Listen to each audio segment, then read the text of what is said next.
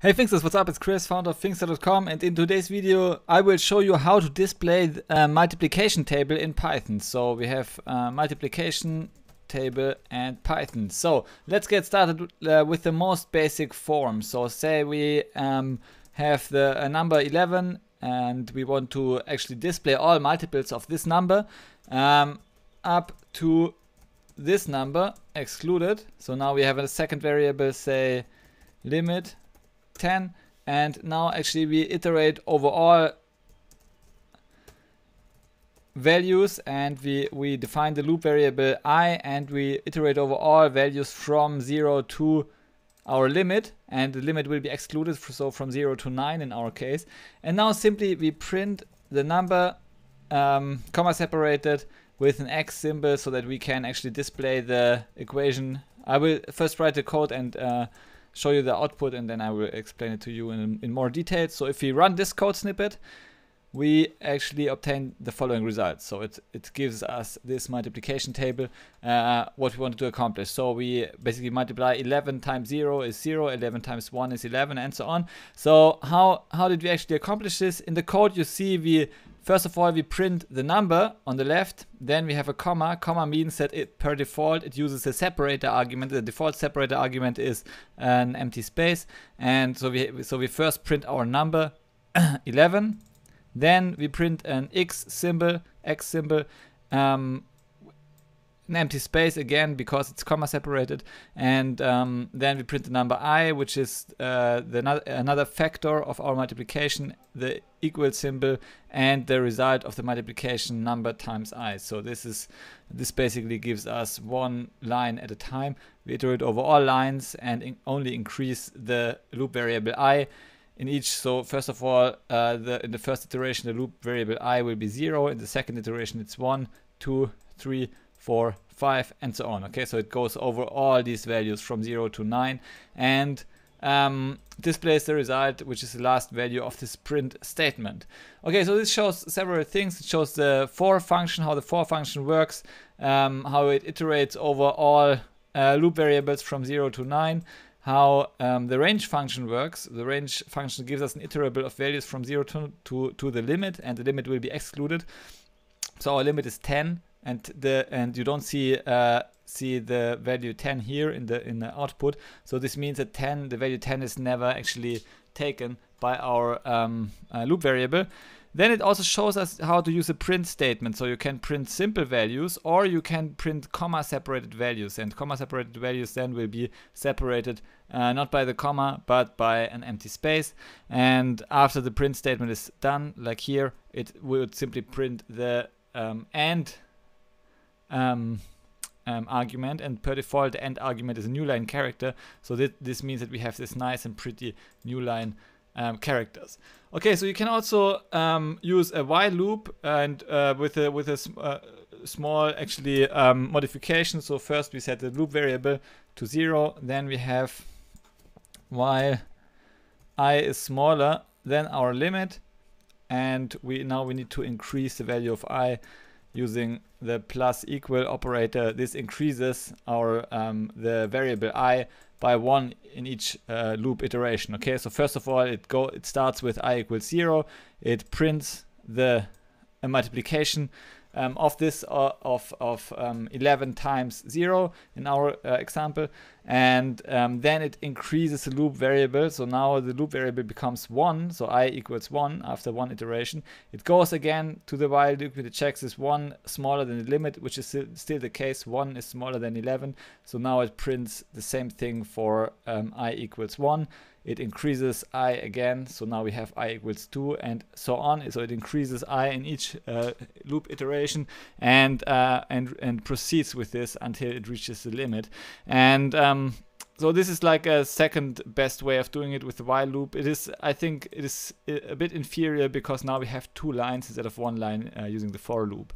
Okay, then there's also a variant of this problem, which is to find a multiplication table with a nested for loop. So say we don't have a limit, actually we want to have a 2-dimensional multiplication table, and I will first show you the output and then I'll explain the code to you. So we iterate over all values, have an empty print statement, number print I times j and equals tabular character. So this should work now. So if I run the code, yeah, I get this output, which is actually a beautiful multiplication table, you see. So we have 0 times 0, 0 times 1, 0 times 2, and so on. So this whole row will be 0. Then we have 0 times 1, 0, actually 11 times 0, 11 times 1. And do we have this actually? Ah, no, it gives us, so this is like 1 times 1, 1 times 2, 1 times 3, 1 times 4. Then we have 2 times 0, 2 times 1, 2 times 2, 2 times 3, 2 times 4, and so on. So this is actually the multiplication table. So how does it work? Actually, so we go over all, we use a nested for loop. We go over all loop variables I. From I takes on the values 0 to 10.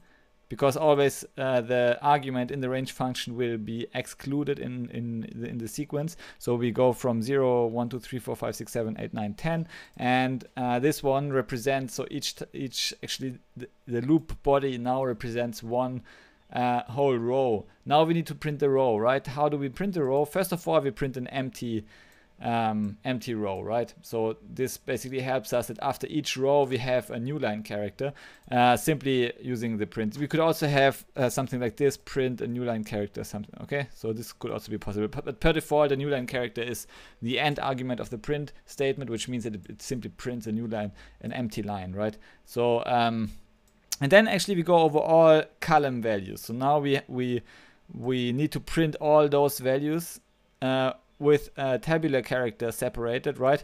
So we go from left to the right and we iterate from j. J takes on the value 0, then 1, then 2, then 3, then 4. Remember, the variable I stays constant. So this is a nested for loop, which means that this whole thing, it goes over all values j from 0 to 10 included, and the value for I remains constant, right? So in this case we have I equals 0 in the first case. Here we have I equals 1, I equals 2, I equals 3, and so on. And here initially I equals 0 and j equals 0. Then I equals 0 and j equals 1. I equals 0 and j equals 2, j equals 3, j equals 4, and so on. So j increases. We go over all values of j from 0 to 10. It increases subsequently, and the value of I remains constant in a single outer loop execution. And then we simply print the result of the operation I times j, and we also specify the end argument, which means that after printing this whole thing, don't print a new line character. So if you would print a new line character, then it would actually create many new lines, so it would look kind of strange, as you can see here. So basically we don't want to have a new line character after each column value. We want to actually have a tabular character after each column value, so that's why we define the end argument. So, and if you run it again, you can now see it actually gives us this multiplication table. Okay, and then in the next iteration, so now it goes over all values j. Now I takes on the value 1, and so on. Okay, so it proceeds like this. So I initially has the value 0, then it has value 1, value 2, value 3, and we simply repeat the whole thing. And okay, so this would be a nested for loop, but I would say this is not the most Pythonic way to solve this problem. The most Pythonic way would actually use list comprehension for this, so we can remain the whole inner loop with a list comprehension statement. So now how do we do this? Actually, we again have a print statement, and as separator, so we have some expression here, and I will explain this expression in a moment, but as separator we actually use the tabular character as before. So now we have a couple of values here, and we actually use we create a list indicated by the square bracket notation and unpack all values from in this list into the print statement. And this is the same as just writing them in a comma separated way as we did earlier, right? So we have we actually unpack all values in the list and place them in the print function. And now we need to simply define those values in the list comprehension. So basically we need to define the whole row at once of our multiplication table, and actually here we do the same thing. We multiply I times j. I is already defined as a loop variable here, right? So now we simply need to define j, and we can use it in the following way for j in range number. And this thing now, so this basically, this whole expression creates a new list of some values. Here we define what we do with those values. So how do we obtain a given value? This is called the expression part of the list comprehension statement. So we multiply I times j, but now we need to define the context, and this whole part is called the context for j in range number. Okay, so we have j takes on all values from 0 to 11 to 10 included, so 11 excluded, because number takes on the value 11, right? So we go over all values j from 0 to 10 and multiply j with I. I is given here in the loop variable, and this basically, this very concise statement actually performs the same operation. So you can see it here. If you run the code, it beautifully executes and displays the multiplication table. And so if you want to use it as a one-liner, you can even cram it into a single line of code. It still works. Okay, it would still perform the same output. You can also have some prettifiers. So for example, you could have a print statement before this whole thing to actually create maybe header or so. But we won't actually do this. Okay, so I would say this one is the most Pythonic solution and to print a multiplication table using list comprehension. I hope you learned something out of it, and thanks for watching this video, and see you in the next video. Bye.